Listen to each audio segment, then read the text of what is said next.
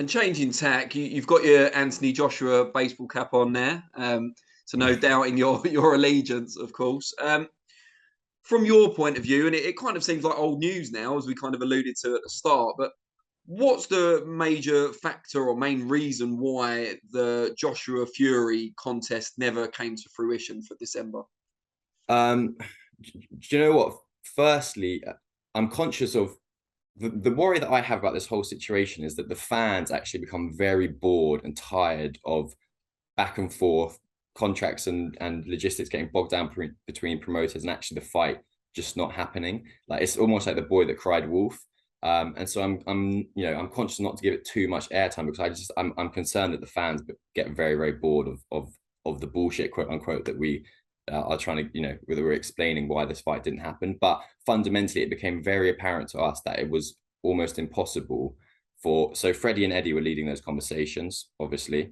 But it became apparent to me that it was almost impossible to work to the deadlines that Fury was setting.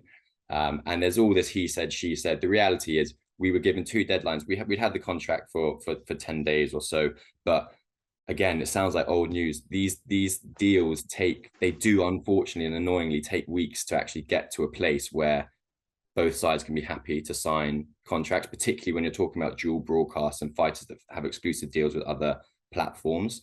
And it just fundamentally became impossible to work to the deadlines that Fury was setting upon us. And they would, it was just, there was one day it was Monday, then he extended it to Thursday. But the reality is that it was never going to get done in time. And I just don't think, maybe we should never have really entertained it because we were always up against it. When he called AJ out at the start of September, like in terms of getting a deal, negotiating a deal and getting it done with enough time to promote the fight ahead of December 3rd date was always going to be an uphill struggle. As I said to you before when we last spoke, it was never great for AJ timing wise anyway.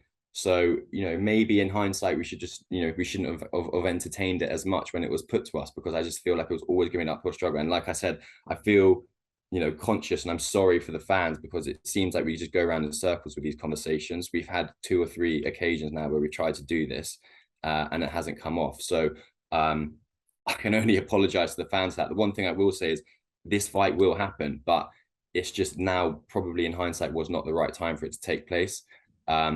And me, like I've said to you before, if it was in my hands, I would like to see AJ take the rest of the year off anyway. He had a hard fight in August.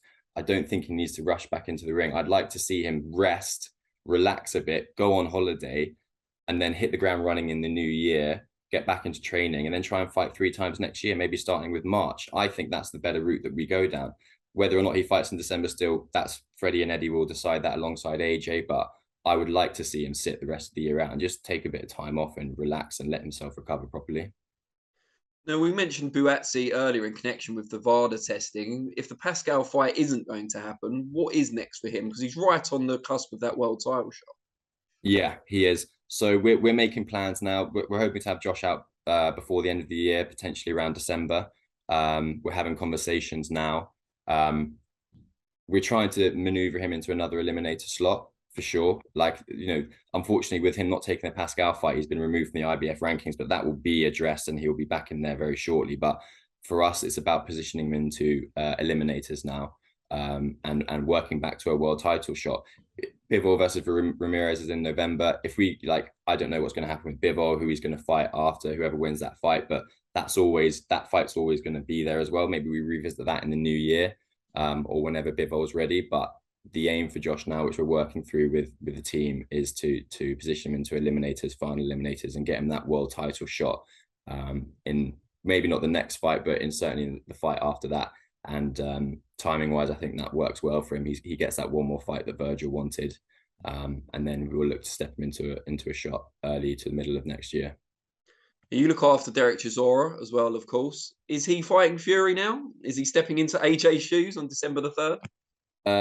We will have to see. You have to watch this space, Danny. I can't say too much about things at the moment. Dale definitely wants to fight once before the end of the year, ideally. Fury's available. It's a trilogy that I've pushed it a lot with you, and I know people would get frustrated and think that that's not the fight they want to see. It's certainly a better fight than Manuel Charr, in my opinion. So we'll have to see how it plays out. I don't want to say too much at the moment, but we'll hopefully have some news on Derek soon. Yeah.